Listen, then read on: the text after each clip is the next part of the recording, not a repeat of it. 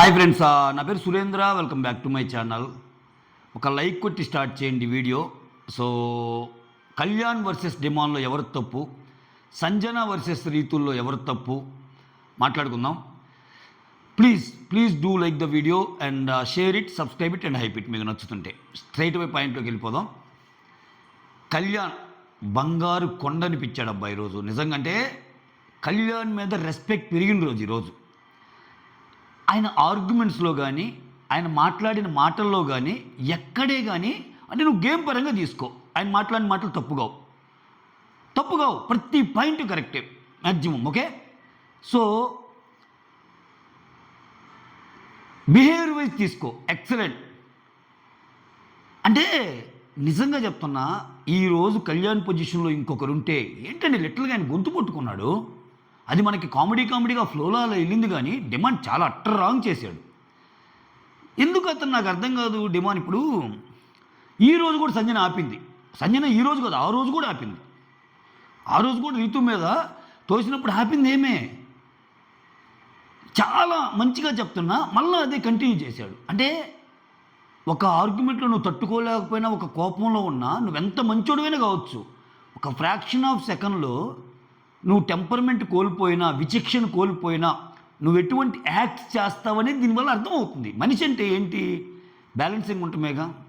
ఒక good human being కానీ, good nature కానీ ఎప్పుడు అర్థమైద్ది. పొలోమని ఇంకా ఛాన్స్ వస్తే ఎదుటోళ్ళ మీద నిందలేయటం, ఎదుటోళ్ళు కొట్టడం, ఎదుటోళ్ళు రక్కటం, అది కాదు కదా, అది కాదు హీరోయిజం. యుద్ధం ఎవడైనా చేస్తాడు, యుద్ధాన్ని ఆపే ఓడే హీరో అని ఒక డైలాగ్ రాస్తాడు అరవింద్ సమేత వీరరాఘవలో, త్రివిక్రమ్. సో నీకు అసలు మాట్లాడుతూ టప్పును పోయి గొంతు పట్టుకున్నాడు. నిజంగా ఆ సిచ్యువేషన్లో వేరే వాళ్ళు ఉంటే ఎంత సీన్ చేసేవాళ్ళు. ఇది ఒక్క ఎగ్జాంపుల్ చెప్పు, ఇది ఒక్క ఎగ్జాంపుల్ చాలు కళ్యాణ్ ఒక వ్యక్తిగా ఎలా ఉంటాడు అనేది. అఫ్కోర్స్ గేమ్ గురించి చాలా మాట్లాడచ్చు, గేమ్ గురించి నాకు ఆయన గేమ్ నచ్చదు, బట్ ఒక వ్యక్తిగా ఎందుకురా ఆయనకి ఇంతమంది ఓట్లేస్తున్నారని ఈరోజు నేను ఆలోచిస్తే ఉంటాయి, కొన్ని కనెక్ట్ అయ్యాయి. సో హ్యుమానిటేరియన్ గ్రౌండ్స్లో ఆయన ఎలా ఉంటాడు, బిహేవియరల్ ఆస్పెక్ట్స్ ఎలా ఉన్నాయి, అసలు ఎంత సీన్ చేసేవాళ్ళు అంటే నాకు నిజంగా అదే మెదలాడుతుంది. అయ్యా కూడా ఆయన గేమ్లో పాయింట్లు చెప్తా, నువ్వు ఎలా ఆడావు అన్నాడు, కానీ దాన్ని సడన్గా వేరే రూట్ తీసుకొని, రే నువ్వు నా గొంతు పట్టుకున్నావు, అసలు ఇవన్నీ తీసేరా, ఇప్పుడు నువ్వు నా గొంతు పట్టుకున్నావు, నాకు అది నచ్చలేదురా, ఏంట్రా ఇది అని అల్లా. అది కదా అసలు ఊరికి తాకితేనే నువ్వు నన్ను తాకావు, నువ్వు నన్ను మ్యాన్ హ్యాండ్లింగ్ చేస్తున్నావు అన్న రోజులు ఇవి. ఏం తాకితేనే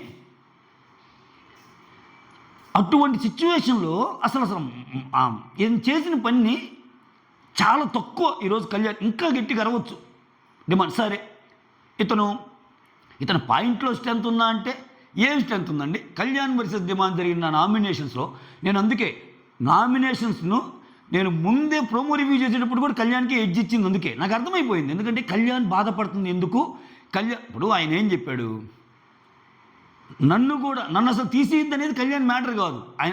ఆయన కళ్యాణ్ పాయింట్ ఏంటి, అసలు షేరింగ్ కెప్టెన్ అయింది సుమన్, ఒకసారి కెప్టెన్ అయింది నేను, 2 సార్లు కెప్టెన్ అయింది నువ్వు, కెప్టెన్ కాంది రీతు. ఆ సీక్వెన్స్లో వద్దాంరా అన్నట్టు అన్నాడు ఆయన. 2 సార్లు కెప్టెన్ అయినప్పుడు నువ్వు ముందెళ్ళు, తర్వాత నేను వెళ్తా, తర్వాత సరే మీరు ఒప్పుకోలేదు, దానికి కూడా వెళ్ళాడుగా. దానికి కూడా వెళ్ళాక అక్కడికి వెళ్ళి ఇప్పుడు నువ్వు చెప్పింది ఏంది, నువ్వు టీం కోసం ఆడకుండా ఇది టీం గేమ్ కాదు, ఇది ఇండివిజువల్ గేమ్, ఎవరైనా ఆడొచ్చు. అబ్బా ఏమి లాజిక్ డిమాండ్ పవన్, అబ్బా. సో ఇమ్మాన్యుల్తో నువ్వు సెట్ చేసుకుని వచ్చావు. ఇమ్మాన్యుల్తో సెట్ చేసుకుని వచ్చిన సంగతి రీతుకు తెలియకుండా ఉంటుందా గేమ్ పరంగా? ఫ్రెండ్స్ అన్నది చెప్పుకుంటారుగా. మళ్ళీ ఏంటి, ఫస్ట్ ప్రయారిటీ రీతు కాకపోతే ఇమ్మాన్యుల్. నీ ఫస్ట్ ప్రయారిటీ రీతు, ఒకవేళ రీతు కాకపోతే ఇమ్మాన్యుల్. సో నీ ప్రయారిటీ నువ్వెక్కడబ్బా? అదే కదా కళ్యాణ్ అనింది. అరే నీకోసం నువ్వు ఎక్కడే గేమ్ ఆడావు, నువ్వు ఇప్పుడు ఏం ఆడావు, గేమ్ ఆడాలి, ఈ వీక్ ఎలా అయినా ఆడాలి అన్న తలంపు నాది, ఆ ప్యాషన్ నాకుంది. నువ్వేమో గివప్ ఇచ్చేవాడిని తీసుకెళ్ళి లోపలికి పంపించారు, నవ్వుతా వచ్చావు బయటికి. నవ్వుతా రావటం ఏంది అంటే దాన్ని నవ్వురా ఇదిరా ఎవరిని తిట్టినా నాకు నవ్వు వస్తుంది, ఇప్పుడు కూడా నవ్వు వస్తుంది. ఏదంటే ఇంకా ఆయన నవ్వంగానే అని ఏమో కూడా నవ్వటం. అసలు అంటే చూడండి, తప్పు కదా అది.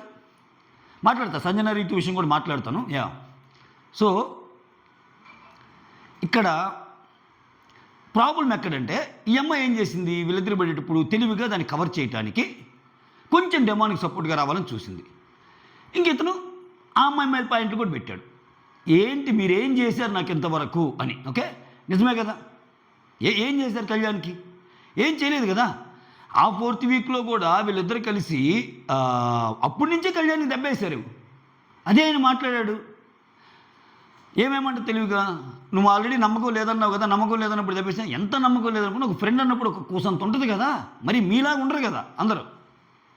సో మోరోవర్ ఇక్కడ ఇంకో పాయింట్ ఏంటంటే ట్విస్ట్, ఇక్కడ ఎదుటి వ్యక్తి టీంతో ములాఖత్ అయి ఆడాలనుకుంది డిమాండ్ పవన్. నాకు ఇంకా బాగా గుర్తు, ఆ రోజు అయిపోయాక చాలా బాధపడతాడు. చాలా బాధపడి తనూజ కూడా వచ్చి కూర్చుంటుంది కళ్యాణ్ ముందు. ఎందుకునంటే అది కాదురా నా బాధ, రీతు వచ్చి నన్ను ఎన్నెన్ని మాట్లాడిందంటే నువ్వు ఆల్రెడీ ఇమ్ముతో కలిసి ఆడుతున్నావు అని. ఇక్కడ ఏం జరిగింది ఈరోజు, ఇమ్ము వచ్చి ఏం చెప్పాడు ఇమ్ము నామినేషన్స్లో భాగంగా, అరే కళ్యాణ్ నాకు హెల్ప్ చేయరా, నేను మనం ఆడదాంలో కలిసి అన్నా కానీ నో అన్నా, నేను టీం కోసం ఆడతాను అదేదైనా అని అన్నాడు. అంటే ఒక టీం కోసం ఆడాడు. అక్కడ అయ్యేది నువ్వైనా ఇంకొకరైనా కళ్యాణ్ టీం కోసం ఆడాడు. బట్ డిమాండ్ తేడా చేశాడు. తేడా చేసిన పర్సన్ ఏమో పక్కన పెట్టి నువ్వు ఇమ్మాన్యుల్తో ములాఖత్ అంటే వాళ్ళ అమ్మ వచ్చినప్పుడు అన్న నాకు కూడా కెప్టెన్ కావాలని అన్నప్పుడు నాకు అవకాశం వచ్చినప్పుడు నేను చేస్తాను రా అన్నాడంట ఆయన.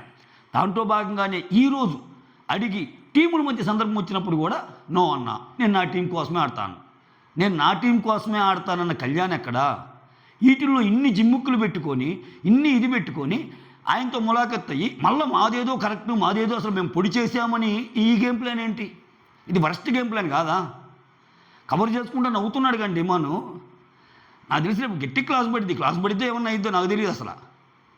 ఆయన తోసినందుకే ఇలా అంటే, ఇప్పుడు రీతుని తోసినందుకే రెడ్ కార్డు అది ఇదని మోకాలు దండేపిస్తే అదంత ఇది కాదు అసలు. ఇక్కడ కళ్యాణ్ గొంతు పట్టుకోవడం అనేది ఇట్లా ఫోర్స్గా పట్టుకోవడం అనేది తప్పు కదా, చాలా తప్పు. అతను ఇంకా రేజ్ చేయలే. ఇక్కడ డిమాండ్ ఎక్కడ బతికిపోతున్నా అంటే అప్పుడు తోసినప్పుడు రీతు కానీ ఇప్పుడు ఇలా అన్నప్పుడు కళ్యాణ్ కానీ అంత సీరియస్గా తీసుకోవటం పోనీలేరా అని.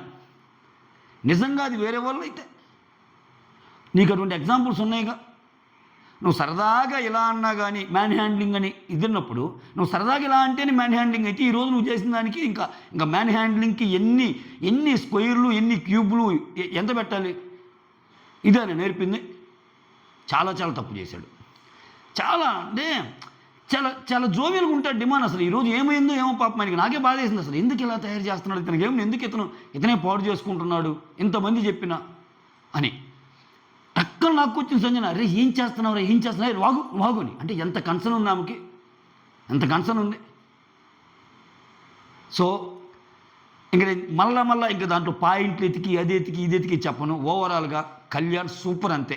కళ్యాణ్ అంటే ఈ ఎపిసోడ్తో ఇంకొంచెం ఎక్కేశాడు కళ్యాణ్, ఇంకొంచెం ఎక్కేశాడు నిజంగా.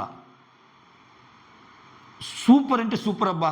అసలు ఇంకా ఎందుకో నాకు అసలు ఎందుకు కొంచెం కూడా బాధపడలేదు అసలు ఆయన. అసలు నాకు అదే షాక్ అనిపించింది, ఎంత ఈజీగా తీసుకున్నాడు.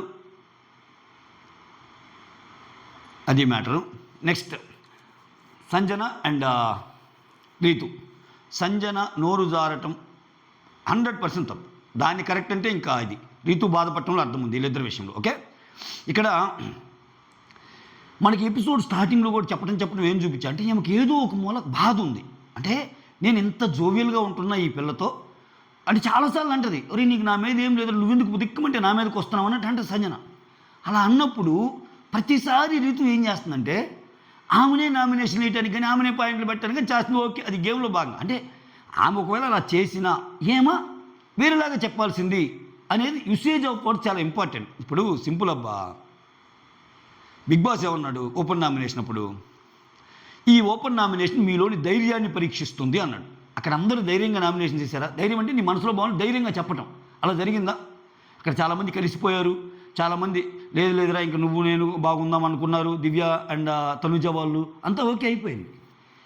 సో ఇక్కడ ధైర్యం అంటే ధైర్యంగా పాయింట్స్ పెట్టడం. బట్ సంజన చేసింది ఏంది, ధైర్యంకి మించి వేరే పదాలు వాడటం. ఉన్న వాళ్ళందరూ షాక్ అయిపోయారు. అందరూ కళ్యాణ్ ఇమ్మాన్యుల్ అందరూ వణిగిపోయారు అక్కడ.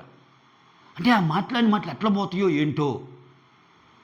ఏమనింది, నేను నైట్ అయితే కళ్యాణ్ దగ్గర కూర్చుంటావు, కళ్ళు మూసుకొని వినాల్సి వస్తుంది అంటే ఏంటి ఆ మీనింగ్? అసలు అది బాగోదు కదా. కళ్ళు మూసుకొని ఉండే విధంగా ఏం చూపిస్తారు అక్కడ? ఒకవేళ అలా జరుగుతుంటే మాతో ఎందుకు మాట్లాడుతున్నావు అన్నట్టు అంది ఆ అమ్మాయి కూడా. ఇక్కడ వాళ్ళిద్దరు క్లోజు, వాళ్ళిద్దరు మోర్ దాన్ ఫ్రెండ్ అని సంజన ఏం కొత్తగా డెరైవ్ చేసి చెప్పలే. కొత్తగా డెరైవ్ చేసి చెప్పిన మాట ఏమొక్కటే అనలా. కానీ ఇప్పుడు చూడు ఎమ్మాన్యుల్ కూడా చాలాసార్లు రీతు అండ్ డిమాండ్ గురించి చాలా కామెడీగా జోక్స్ చేస్తాడా. కానీ ఏంట్రా మీ ఇద్దరు మంచి ఫ్రెండ్స్లే, అది ఇది ఇట్లా నీకోసం రీతు కోసం నువ్వు ఉన్నారుగా అట్లా అంటాడు. అది సరదావే, జస్ట్ ఫన్ వే అది. అంతెందుకబ్బా ఇవన్నీ పక్కన పెట్టు. ఈరోజు తనూజ సీక్రెట్ నామినేషన్ వేసేటప్పుడు చెప్పిన మాటలేంది, డిమాండ్ రీతులు చేసే పనులు అంటే ఇంత డీటెయిల్గా చెప్పాలి. ఆమె అరవటము, ఇరిటేట్ చేయటము, ఆ తర్వాత గెస్ట్లు ఎవరన్నా వచ్చినా, ఫ్యామిలీ ఎవరన్నా వచ్చినా ఊరికోరికిన ఇది అవటము, చిరాకు వస్తుంది అన్నట్టు అది అనిందిగా. ఎక్కడే కానీ దాంట్లో ఒక బ్యాడ్ వర్డ్ లేదు. అంటే వీళ్ళిద్దరూ చేసేవి అది అరుపులు కానీ, ఊరికోరికిన గొడవలు కానీ ఇవన్నీ నచ్చటం లేదనే విషయాన్ని పలు రకాలుగా ఇప్పుడు ఆమె కూడా ఎక్స్ప్రెస్ చేసింది. దాంట్లో తప్పుగా డిమాండ్ చేసింది. ఆమె ఏం పేరు బయట నుంచి వచ్చిన ఆమెరా వెళ్ళిపోయింది చూడు, దువ్వాడ మాధురి. ఆమె ఏమంది అన్ఎథికల్ బిహేవియర్ మీద అది ఇది ఏదేదో మాట్లాడింది. అన్హెల్తీ బాండ్, మాది హెల్తీ బాండ్, అన్హెల్తీ బాండ్ అని. సో ఒక్కొక్కలాగా అనిపించినా అవంత సీరియస్గా వెళ్లకుండా సంజనాది ఎందుకు వెళ్ళిద్దంటే ఆమె చేసిన యూసేజ్ ఆఫ్ వర్డ్స్ తప్పు కదా ఒక ఆడపిల్లలు అంటాం. సో ఇక్కడ ఏమంటుంది ఆమె, కళ్ళు మూసుకొని విన్నాను అంటే అది ఎంత బ్యాడ్ మీనింగ్ వస్తుంది కొంచెం మనం ఆలోచించాలి కదా. నాకు అర్థమవుతుంది సంజన మాటలు, సంజన స్ట్రెస్ అర్థమవుతుంది. అందుకని నీకు డిమాండ్తో కూడా చెప్పింది స్టార్టింగే, అరే డిమాండ్ ఆ అమ్మాయిని చూస్తుంటే నాతో గొడవ పెట్టుకుంటే నేను కూడా గొడవ పెట్టుకుంటా, ఇక నేను ఉండలేకపోతున్నాను, నిన్ను మాత్రం 1% కూడా బ్యాడ్ చేయను అన్నట్టు అంది. నువ్వు డిమాండ్ కూడా బ్యాడ్ చేసినట్టే కదా అనింది.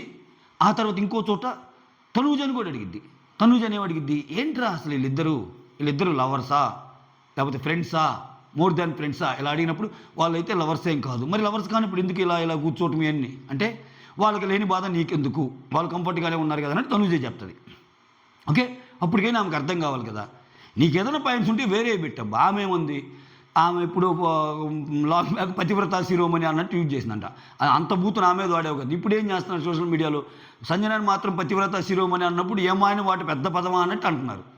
ఇలా టర్న్ అవుతాయి. ఇంకా ఫ్యాన్ గ్రూప్స్ వస్తాయి, సంజన గురించి మాట్లాడే వాళ్ళు సంజన గురించి వస్తారు, రీతు గురించి మాట్లాడే రీతు గురించి వస్తారు.